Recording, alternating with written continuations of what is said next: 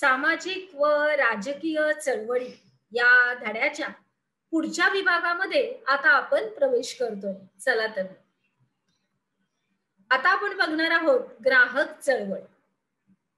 आपण आदिवासी चळवळ बघितली, शेतकरी चळवळ बघितली, स्त्री चळवळ बघितली, कामगार चळवळ बघितली. आता आपण बघणार आहोत ग्राहक चळवळ. तर 1986 साली ग्राहक संरक्षण कायदा हा अस्तित्वात आला आणि मग त्याच्यानंतरच ग्राहक चळवळीचा उदय झाला. आणि या चळवळीचं उद्दिष्ट हे व्यापक आहे. समाजातला प्रत्येक घटक आहे तो ग्राहक असतो.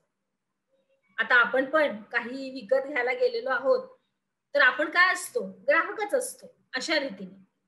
मग अर्थव्यवस्थेमधल्या बदलामुळं तसंच समाज व्यवस्था याच्यातल्या बदलामुळं ग्राहकांवर हा परिणाम होतो आणि मग त्याला अनेक समस्यांना तोंड द्यावं लागतं. जसं की उदाहरण आपण बघितलं तर भेसळ आहे, वस्तूंची वाढलेली किंमत, वजन मापातली फसवणूक इत्यादी इत्यादी. आणि मग अशा प्रकारच्या फसवणुकीपासून ग्राहकांचं संरक्षण करण्यासाठी ही ग्राहक चळवळ अस्तित्वात आहे. आणि मग चळवळी नागरिकांचा सार्वजनिक हा जीवनातील सहभाग वाढवतात. आता ह्याच्यावर वरून आपल्याला संपूर्णपणे कळालं की आपण आपल्या धड्यामध्ये काय बघितलंय. तर प्रत्येक चळवळीवरती आपण थोडंसं विश्लेषण आणि थोडंसं स्पष्टीकरण आणि काही मुद्द्यातून चर्चा केलेली आहे. मग आपल्याला ह्याच्यामधून काय कळालंय की बघा प्रत्येक ठिकाणी ही चळवळ ही आहेच आहे, चालूच आहे. आणि आपल्या रोजच्या दैनंदिन जीवनामधल्या ह्या आपल्याला चळवळी दिसतायत. आता पुस्तकाप्रमाणे आदिवासी किंवा शेतकरी आपण बघतोय, आपण पेपरात वाचतो, पण आपण प्रत्यक्षात खेड्यात राहत नाही, तर आपण शहरात राहतो. मग शहरामध्ये आपण कोणत्या कोणत्या चळवळी आहेत आपल्या? ही ग्राहक चळवळ ही अगदी आपल्या जवळची आहे. म्हणजे वस्तूमधल्या वाढ होते किंवा भेसळ केलेले आपल्याला पदार्थ दिले जातात. त्याच्यानंतर वजन काट्यामध्ये काही फरक केला जातो. तर ही फसवणूक आपल्याला आपल्या शहरामध्ये नेहमीच आढळून येते. आता आपण ह्या चळवळीचा अभ्यास करता करता ह्याच्यातून आपल्याला असं दिसून आलंय की ह्या सगळ्या चळवळी ज्या आहेत या नागरिकांचा सार्वजनिक जीवनातील सहभाग हा वाढवतात. म्हणजे नागरिक एकमेकांच्या जवळ येतात, एकमेकांची चर्चा करतात आणि त्याच्यामुळं त्यांचा सहभाग हा हा एकमेकांबरोबरचा वाढतो. 1980 नंतरच्या चळवळींना नवसामाजिक चळवळी असं म्हटलं जातं. कारण त्यांचं जे स्वरूप आहे हे आधीच्या चळवळीपेक्षा थोडं वेगळं होतं. कारण आपल्याला अजून समजायला लागलं आपल्या समाजात आपल्याला काय काय अडचणी येतात, कशा कशाला तोंड द्यावं लागतं. हे सगळ्या आपल्याला लोकांना कळायला लागलं आणि त्याच्यामध्ये त्याचं स्वरूप अधिक वेगळं वेगळं असं होत गेलं. आधीच्या चळवळीपेक्षा आत्ताचं स्वरूप हे वेगळं झालं. मग त्याच्यामध्ये काय काय विषयनिष्ठ होऊ लागल्या. विषय म्हणजे काही काही विषय वेगवेगळे विषय असे त्याच्यामध्ये नमूद व्हायला लागले. आणि म्हणजेच काय तर एका विषयाभोवती जन आंदोलन उभा करण्याचं हे प्रयत्न होऊ लागले. म्हणजे विषय वेगवेगळे आले तसंच एकाच विषयाभोवती जन आंदोलन उभा करण्याचं प्रयत्न सुद्धा सुरू झाले. मग आता आपल्या पुढच्या पाठामध्ये आपण काय बघणार आहोत तर लोकशाही समोरील काही आव्हानांचा आपण विचार करणार आहोत. आता इथं आपल्याला एक फीत दिसते छोटीशी, जागो ग्राहक जागो. म्हणजे आपल्यावर जर अन्याय झाला असेल, आपल्या काही आपण विकत घ्यायला गेलो आणि त्याच्यामध्ये जर आपल्याला काही भेळ मिसळ आढळली, उदाहरणार्थ काही स्त्रिया सेलमध्ये जातात. अर्थात स्त्री वर्ग हा सेलमध्ये जातोच जातो की जिथं कमी किमतीमध्ये साड्या विकल्या जातात आणि त्याच्यामध्ये तुम्हाला त्या सेलमध्ये एखादी फाटकी किंवा एखादी खराब असलेली अशी जर साडी भेटली तर अर्थात तिथं तुम्हाला काहीच हे चर्चा करता येणार नाही. कारण पहिल्यांदाच त्यांनी तो जो काही त्यांचा स्टॉक असतो तो त्यांनी कशामध्ये सेलमध्ये काढलेला असतो. त्याच्यामुळे म्हणून आपण जागो ग्राहक जागो म्हणजे आपण चोखंदळपणे ही खरेदी केली पाहिजे. बरोबर? म्हणजे आपण ग्राहक होऊन जिथे जाऊ तिथे आपल्याला व्यवस्थित आपली वस्तू आणि त्याचा संपूर्णपणे फायदा झाला पाहिजे अशा रीतीने ते विकत घेतली पाहिजे.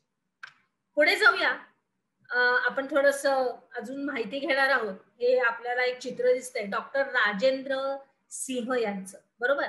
तर भारताचे जलपुरुष या नावाने ओळखले जाणारे हे डॉक्टर राजेंद्र सिंह यांनी काय केलेलं आहे, तर त्यांनी राजस्थान येथे मोठी जलक्रांती घडवून आणली आहे. आणि राजस्थानमध्ये हजारो जोहड नद्यांवरील मातीचे बंधारे. जोहड कशाला म्हणतात राजस्थानामध्ये, बघा, नद्यांवरील मातीचा बंधारा, बरोबर. मग ह्या निर्माण करण्याच्या माध्यमातून हे राजेंद्र सिंह खूप प्रसिद्धीस आलेले आहेत. मग ह्यांनी काय केलं, तर राजस्थानाच्या वाळवंटामध्ये नद्या पुनरुज्जीवित केल्या. आता राजस्थान म्हटलं तर तुमच्या डोळ्यासमोर दूर दूरवर पसरलेलं वाळूचं वाळवंट दिसतं. मग ह्याच्यामध्ये नद्या कुठल्या आल्या? मग त्यांनी काहीतरी काम केलं, बघूया आपण. तर त्यांनी तरुण भारत संघ या संघटनेची स्थापना केली आणि शेकडो गावामध्ये सुमारे 11,000 जोहड निर्माण केले, म्हणजे नद्यावरच्या मातीचे बंधारे हे निर्माण केले. म्हणून काय झालं, तर मग पाणी सुलभ आणि भरपूर यायला लागलं. देशभरामध्ये पदयात्रा काढून त्यांनी जलसंवर्धन, नद्या पुनरुज्जीवित करणं, वनसंवर्धन, वनजीवन संवर्धन मोहीम ही संपूर्णपणे राबवलेली आहे. आणि गेले 31 वर्ष ही त्यांची सामाजिक चळवळ सुरू आहे. आणि म्हणूनच डॉक्टर राजेंद्र सिंह हे पाण्याचे नोबेल समजल्या जाणाऱ्या स्टॉकहोम वॉटर प्राइजचे मानकरी आहेत. तर त्याच्यासाठी आपल्याला खरोखरच अभिमान आहे की आपल्या देशामध्ये इतकं चांगल्या त्यांनी सुधारणा केलेल्या आहेत. खरोखरच चांगल्या उल्लेखनीय अशी कामगिरी त्यांनी केलेली आहे. पुढे बघूया. माहित आहे का तुम्हाला या अंतर्गत सार्वजनिक प्रश्न हे केवळ सामाजिक क्षेत्रामधलेच असतात असे नाहीये, तर ते समाजाच्या कोणत्याही क्षेत्रातून निर्माण होऊ शकतात. आणि समाज सुधारणेसाठी आपल्या देशामध्ये आणि विशेषतः महाराष्ट्रामध्ये अनेक चळवळी उभ्या राहिल्या आणि मग त्याच्यातूनच समाज हा आधुनिक होण्यास सुरुवात झाली. मग आपला स्वातंत्र्य साठीचा हा जो लढा आहे ही सुद्धा एक सामाजिक चळवळच होती. म्हणजे राजकीय आणि आर्थिक चळवळीतून नागरिकांच्या हक्कांचं जतन, मताधिकार, किमान वेतन, आर्थिक सुरक्षितता असे अनेक प्रश्न आपल्याला हाताळले जातात. आणि स्वदेशी ही एक महत्वाची आर्थिक अशी चळवळ आहे.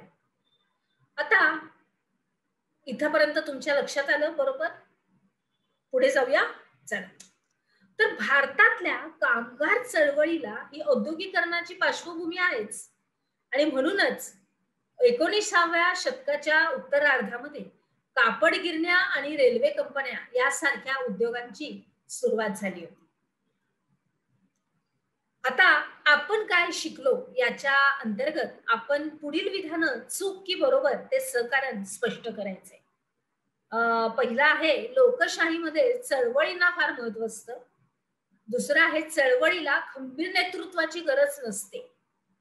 हे वाक्य चूक आहे की बरोबर आहे हे तुम्ही लिहायचं आहे आणि ते सहकारण स्पष्ट करायचंय. त्याच्यानंतर पुढचं आहे ग्राहक चळवळ ही अस्तित्वात आली आणि हे संपूर्णपणे व्यवस्थित तुम्ही तुमच्या वहीमध्ये नमूद करायचंय अर्थातच. चला तर मग आता आपण पुढे जाऊया.